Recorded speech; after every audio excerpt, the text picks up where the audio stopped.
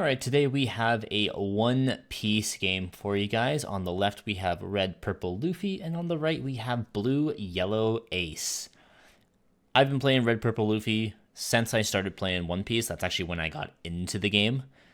So I decided to just kind of main that for life. I believe I keep this hand because it's not the worst. It's not the best. But I like having the ramp cards in hand. I have 4 ramp cards in hand, which is pretty decent. I usually take the first hit when I play red, purple Luffy anyways, because you want to see that 2 life just so you can use the Thunder Baogu. Just going to pass turn because there's literally nothing I can do. And that's okay sometimes.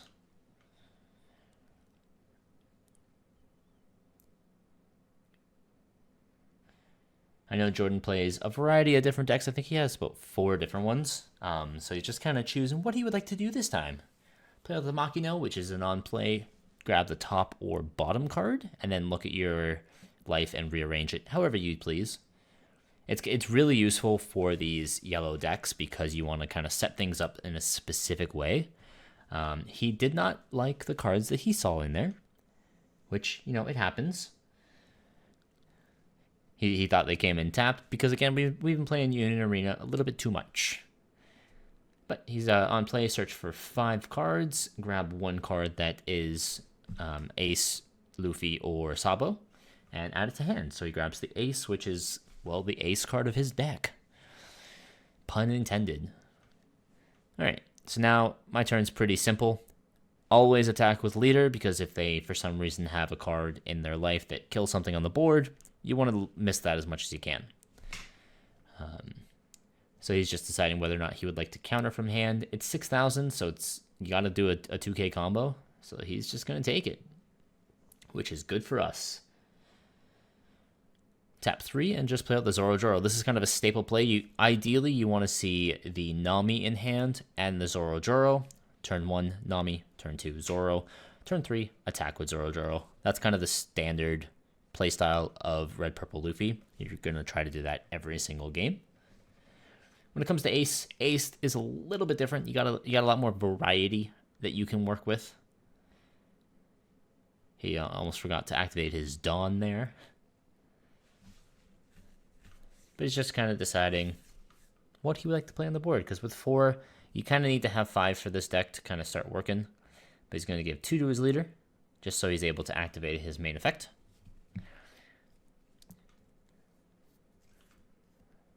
I'm just listening to what he's saying.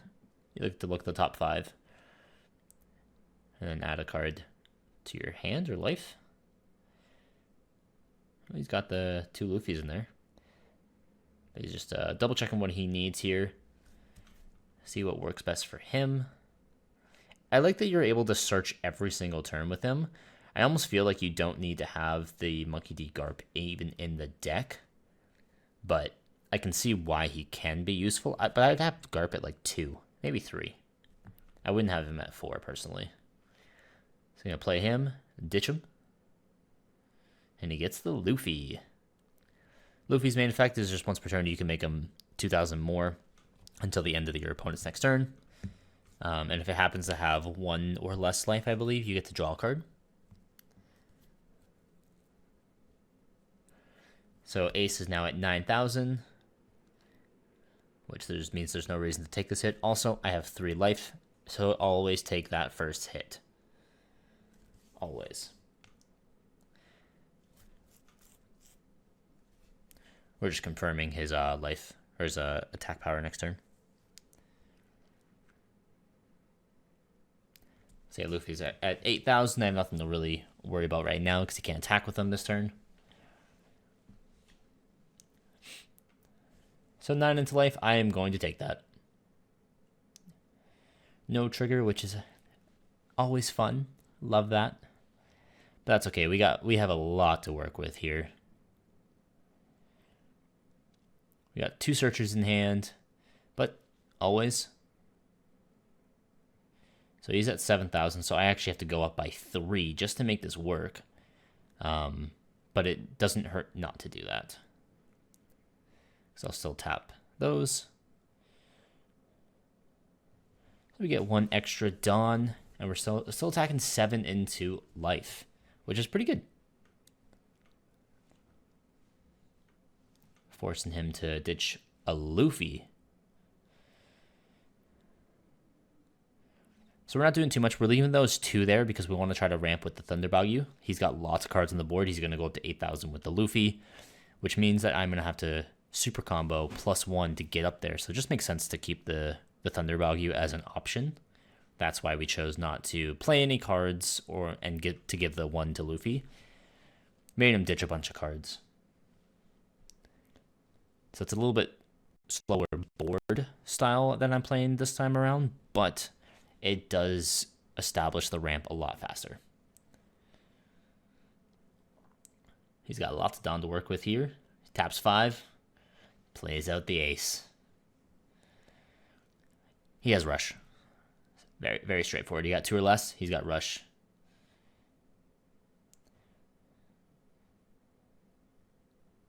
So he has 8,000, ace has 7, and his leader has 5, which he can give the 1 last Dawn there to make him 6, to be able to get 3 attacks onto me, which is not fun. But I think he's still going to give him the 1.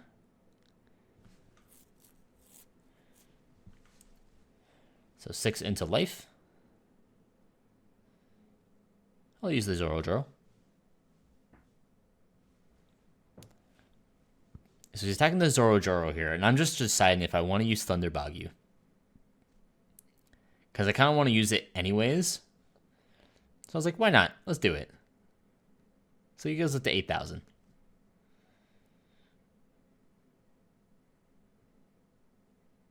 So we get 1 extra Dawn. So we ramped 1 there. Even if he kills him, that's okay. We got our ramp out of it. That's all we were trying to do. But he's just debating what he wants to do with the Luffy's attack, whether or not he wants to attack life or if he wants to attack the Zoro. In this particular instance, killing the Zoro just makes sense, so I can't ramp any further. So I'm going to let it go. I got my ramp out of it. I'm good. And the reason I didn't save the Thunder Bagyu to wait is because the Luffy was already 8,000, so I would have had to still use more cards in order to use that. So we're at 10 on about turn 4, which is really good. But we don't have the purple Gear 5 Luffy, which is terrible. You hate to see it. Grab a defensive card.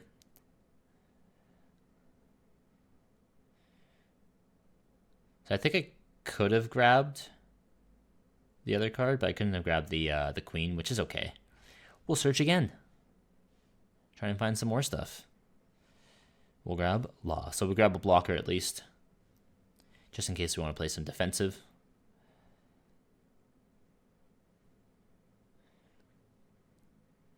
Other than that, we don't really have that great of options. In theory, I should probably just kill the Luffy here, and then play a blocker. All right, if I'm looking back on it now, that's what I should have done. I don't know if I do that,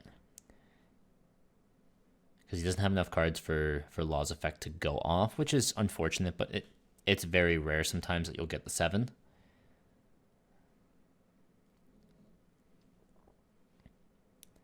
So right now I'm tapping 4. I'm going to play out that Law. So I choose not to use his ability. It doesn't benefit me in any way. So if I keep 2 in hand, I can use a Thunder Bagyu, but I'm just going to use 3 of them here to go up to 9. So I'm going to attack the Ace because he would have to double combo and do an extra one just to kind of keep him alive. He only has like 1 or 2 cards in hand, so he can't save him. So I have the ability to use my block and use the Radical Beam, which means I can get him up to 10,000 and block something, which is pretty solid. I'm pretty happy with that turn. I would still like to have a bit more of an established board, but sometimes you just gotta work with what it gives you. You can't have Gear 5 Luffy right away. Sometimes it happens. I think he has 2 Searcher cards in hand, and he doesn't use them, which definitely use your search cards. It gets you more options. So he's just going to do the 2 to search anyways. With this kind of deck, you can use it to search. I think he has at least 2 options in there. Oh, he does not. I think it has to be the level 5s.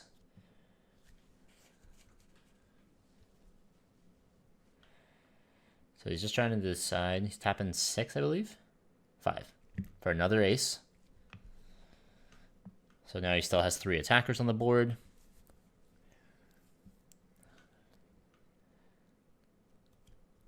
In this instance, it doesn't really matter what order you attack with.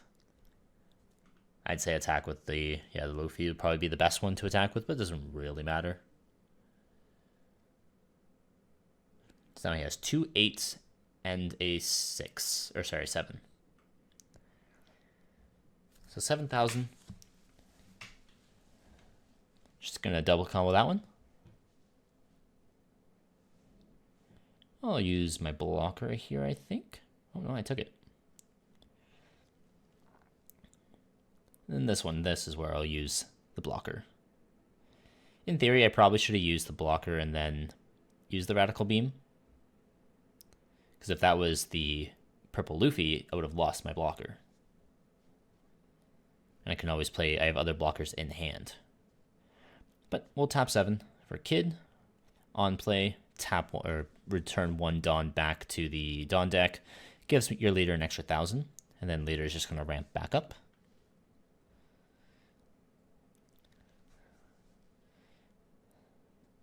So I'm just going to tap 3 here. Play another blocker just to have something on the board here. Baccarat is honestly an underrated card. Have this card in your deck. It is so good. It's a blocker, and once per turn on your opponent's turn, you can ditch a card to give your leader 2,000. So it's a 2,000 blocker. It's so good. So if you have a dead hand, like you have like 3 kids in your hand, you can ditch one of them, and now they're a 2K combo, which is huge. So we're trying to kill the ace. Try to clear his board a little bit. He's going to let it go through, which tells me that he has nothing in his hand that can keep that alive. If he does, that was a silly play.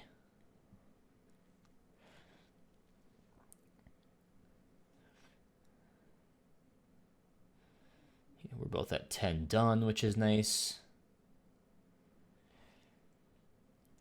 I just told him I need my purple Luffy, which it's true. Sometimes you just need purple Luffy to close out the game. You can still do it without him, don't get me wrong. But sometimes you just need him. He's just looking at his cards because I think he's reading them. Or he's looking at his leader. When in doubt, if your leader can search right away.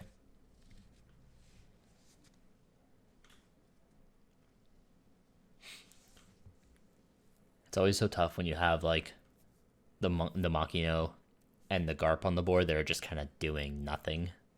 Against a 6K leader, it's hard to combo up with those. Giving them like 4 Dawn is such a waste. Just to kind of either get rid of a 1K card from hand or try to do some damage. The next turn, they're just going to kill it. The value just isn't there.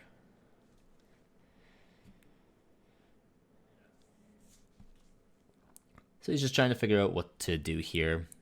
My board isn't terrible right now, making him a 7K, a blocker, and I have 4 cards in hand, plus I can ditch a card to get a 2K combo, and I still have a Dawn active, so I can still use my Radical Beam.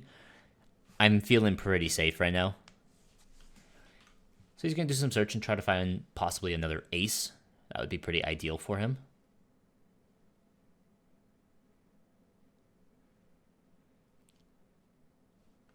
I think he's only utilized the leader effect once, which is unfortunate, but it does happen sometimes.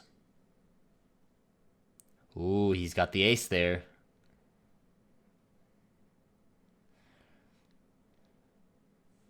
So he just said he doesn't have the right card, which means he doesn't have the small ace in hand, the kid ace, but he said he had something else. So let's see what he ends up doing here. If I'm not mistaken, he plays another Makino.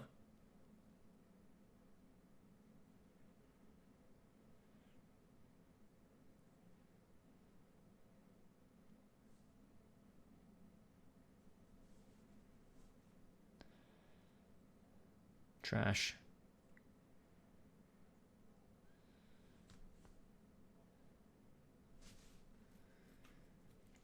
So he trashed that card there.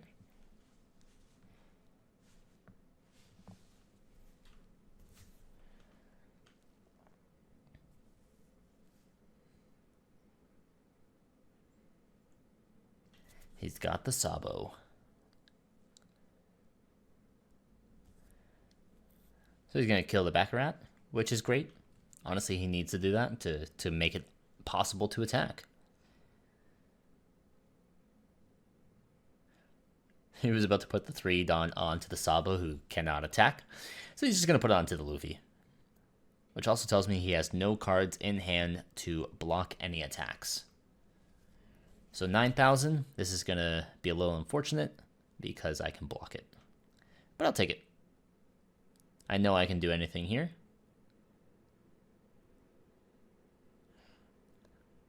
So 7,000.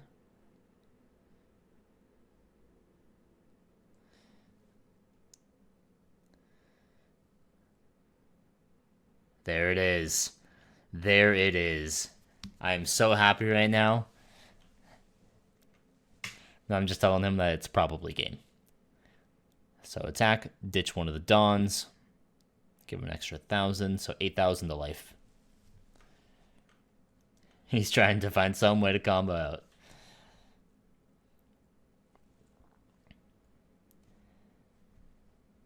So he'd have to combo up 2 double combos, basically, to survive this attack. He's just realizing that I still have all my Don.